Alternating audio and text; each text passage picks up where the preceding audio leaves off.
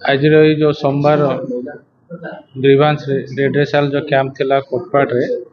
आज कैंप को समुदाय आसछन्ती 65 अभियोग होईची सेतरु 50 जन अच्छी व्यक्तिगत और 15 जन अच्छी गोष्ठीगत अभियोग होईची जोटा आधार कार्ड उपरे अभियोग जो संशोधन पाई कहिथिले से तुरंत संशोधन 2 जन करदेलु आउ जो लैंप जो 400 मिलने बोली जो चित्रा पंचायत आसते से तो लैंप एमडी को कहलु तुरंत ना लिस्ट करी से तुरंत आज सार देवाई एवं विशेष भाव बेसी रास्ता घाट मरामती और कलभर्ट उपरे बेसी आज पिटिशन आसला आ स्कूल बाउंड्री और स्कूल मरामती उपरे विशेष आसला आ